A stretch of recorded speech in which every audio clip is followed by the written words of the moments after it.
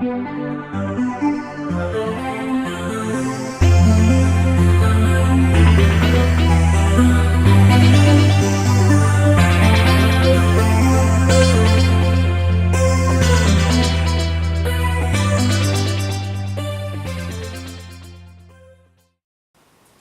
here today to talk about another colonial Upchurch. I refer in particular to William Upchurch II, who was a great-grandson of Michael Upchurch I, the individual who came to us in America from England to start the Upchurch family. William Upchurch II was one of 4 individuals who headed branches of the family in America. His branch was one of the smaller of the 4, but in fact was a very important branch, as I hope you will see as we tell you a few facts about this individual. He was a head of the Oxford branch of the family, and we find him born in 1735 in Virginia and ending up his life in North Carolina, dying there about 1805. But in Virginia we take note of a record of this individual because of an act of Burgesses, the sort of legislative body in Virginia. On the 14th of September 1858, 2 Upchurches were cited as having served in the French and Indian War. One of those was Michael Upchurch, whom we conclude is, William Upchurch, whom we conclude is William Upchurch II, and his brother Michael Upchurch III. So this is an important record for us to have about this individual. Now, there are 2 broad aspects about William Upchurch II I'd like to mention. One is that he fits the normal pattern in that there were a whole batch of Upchurches who moved from Virginia to North Carolina in the late 1700s or early 1800s. So he was part of that group that moved. It's an old and familiar story to us. More complex, he was one of several individuals in the family by the name of William, and this makes it more difficult for us to sort out just which individual might be meant when a particular William is shown in the records. Now I'd like to show you the big Granville map in North Carolina, which shows how this big county Granville, which you show here in yellow, was formed in 1748. And it was at that point that the Upchurches were moving to North Carolina. And when we say they moved to Granville County, we don't mean they moved to the small county we know today as Granville, which is only a small part of the original Granville County that was formed in the mid-1700s. Now, what we need to do, given that there were several of these Williams that moved to the big Granville County, we need to begin to get hints as to where they were in this county. And I will mention that a relative of William Upchurch II, namely his first cousin Richard Upchurch II, moved to the easternmost part of this large Granville County, whereas the William Upchurch II, of whom we speak, is more located in the western part of the big county and probably was in what is even today the smaller Granville County. With these various individuals named William and with this large county Granville, we have what you might say a puzzle as to how we get all these bits of information and fit them together to come up with a coherent plan about how the Upchurch family is structured. Let's go to the colonial chart and look at how William Upchurch II fits into the family. You see here him designated with a blue arrow, obviously a great-grandson of Michael Upchurch I, and he is one of 3 brothers who headed branches of the family. His brother Richard II heading the Moccasin Creek branch, another brother Michael III heading the Brunswick branch, and our William II heading the Oxford branch. Now, he is an important member of the family for several reasons. Of course, if you are a descendant of Richard Upchurch II, you will think he's very important. But he's important to us in the overall Upchurch family because we have to fit all the pieces together. He's important to historians, and especially to me, because many years ago, in interviewing various Upchurches in Raleigh, North Carolina, I encountered descendants of this William Upchurch II. Now, the agonizing aspect of this is I was not able to link them specifically back step by step to their ancestor William II, but I know that's where they trace to. And I recall in particular one elderly Spencer Upchurch who took me into her home and explained to me all of the background about what she knew about the family. I still have those notes and have great hopes of fitting together into a coherent plan. She tells a very interesting story about the role that her family, her father and grandfather, played in Wake County, North Carolina, having come from Granville. Well, how many Williams do we see here on this colonial Upchurch chart? I take note of 4. There was William Upchurch II, and he had a son, William Upchurch III. And then William Upchurch II had a nephew, William Upchurch IV, which you see on the far bottom right-hand corner of this. And not shown on this chart, but William Upchurch IV also had a son, William, whom we have not given a number. So there you have 4 William Upchurches, and all 4 of these were in Granville County at one time or another in the late 1700s. Now, we haven't sorted out every single citation to make sure we can pin them to one or the other of these 4 Williams, but we've sorted out enough to feel comfortable sitting here telling you about William Upchurch II and how he fits into the family. I have to say again that there's different ways of thinking about the family, and perhaps you are thinking only about, well, how can I trace my particular ancestor back up to William Upchurch II and on back to Michael Upchurch I. But those of us who are trying to serve the broader family need to fit all of these pieces of the puzzle together. Let's go to Belle West, and the little red brook we often turn to, as she was the earliest one to produce a book on the Upchurch family. And the question is, what did she do about Granville County? If you go to page 77, which we see here, you see that she has this single page devoted to the Upchurches of Granville County. Now, I wish she could have done more, but at the bottom, here's what she says. I regret I am unable to include these descendants in this volume. Well, we forgive her for her transgression. I wish she had lived longer and written a whole book on the Upchurches of Granville County. In the introduction to this, she brings up a point which is of considerable interest to us, because she cites the fact that in 1755 in Granville County, North Carolina, there were 2 Upchurches that appeared on the tax rolls. That's a very important citation because it shows here now, this is a couple of Upchurches who have obviously moved down from Brunswick County, Virginia into large Granville County. And they were William Upchurch and Richard Upchurch.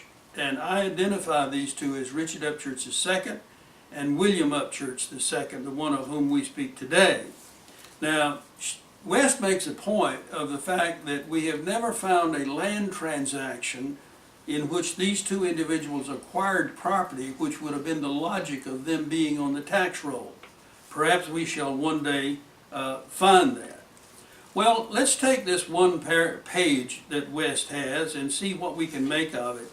Now, I will say to you that every word on this page she has written is important, but I want to select certain parts of this to illustrate what we're trying to get across today.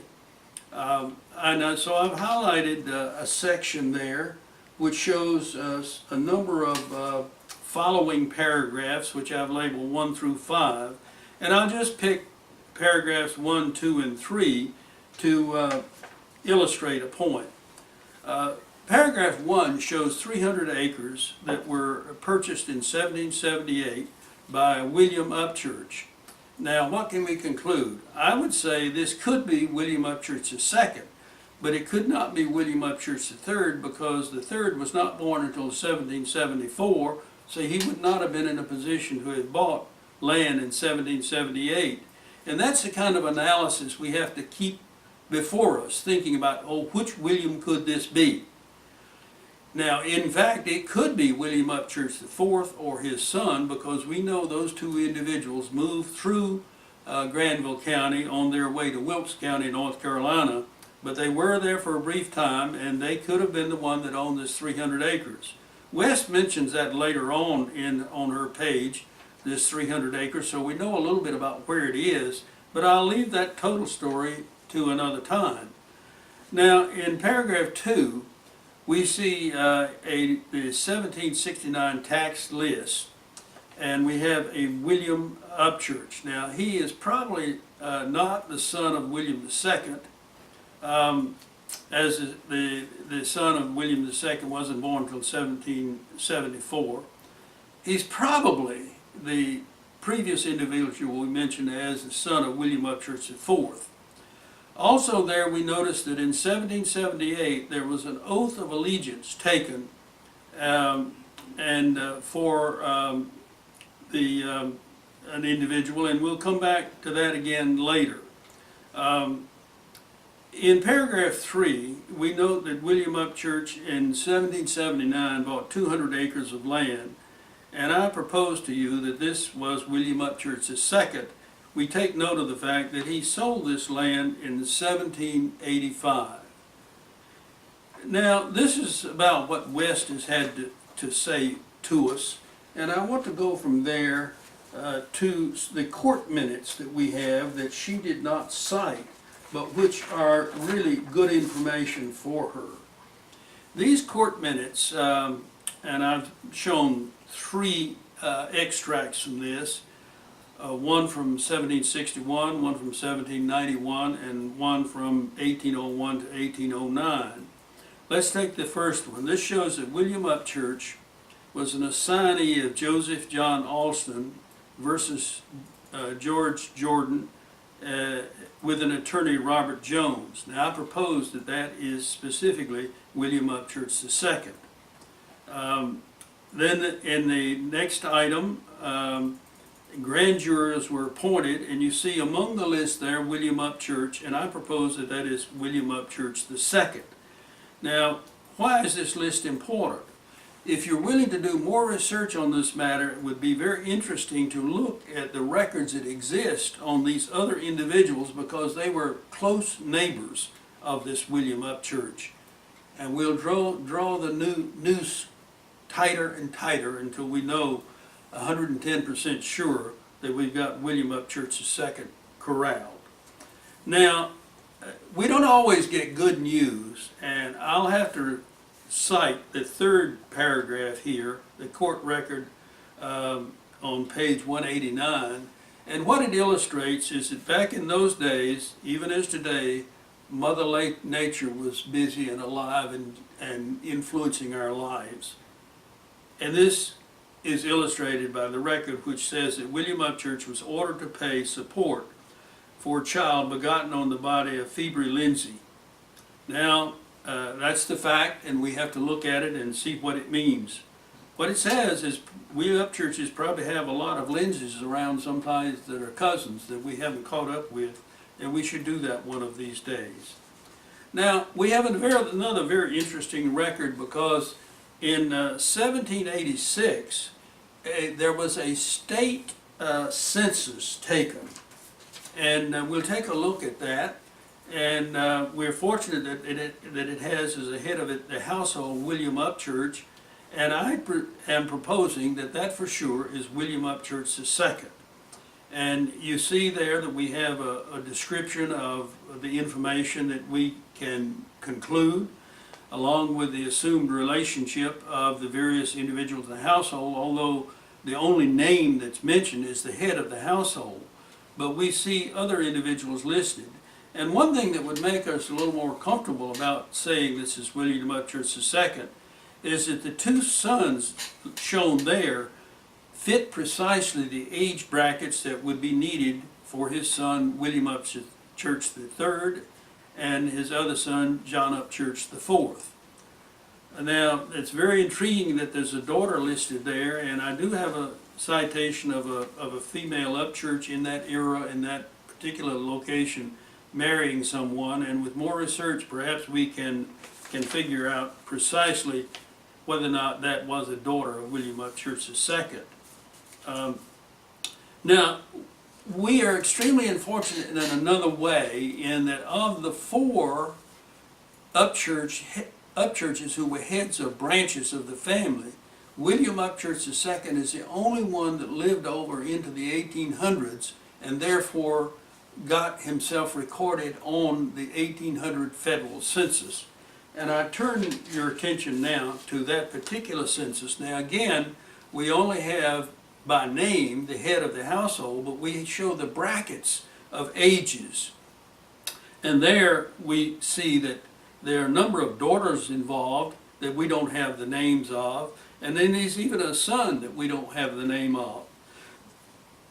We call these spots whereby we know there was a child, either a male or female, of a head of a household, but we don't have the name, as missing slots. And we need to accumulate these over a period of time in terms of date and location and probability so that we gradually fill in those slots. So we're extremely fortunate that we have this 1800 federal census. I will take note of the fact that some of these children that are listed that are quite young may in fact be his grandchildren, because otherwise he and his wife were getting a little on the old side to have children, although he could have had a second wife and they could in fact be his children. So there is more research to be done. I'd like to turn our attention to an additional situation in the way of a newspaper article which we have found.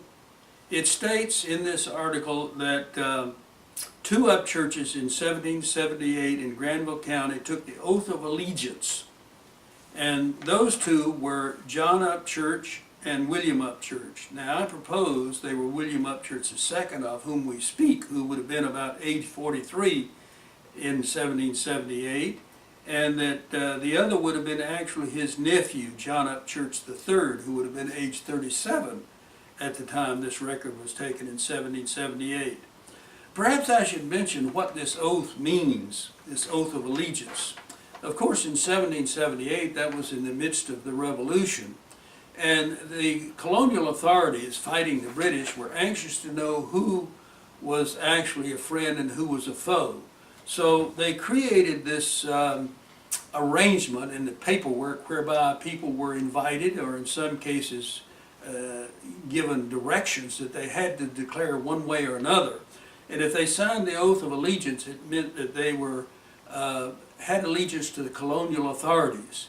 And if they did not, then they were considered to be in favor of the king. And you can imagine that that led to a lot of hard feelings and allegations and differences in treatment of people. I would not have wanted to be someone with allegiance to the king back in those days.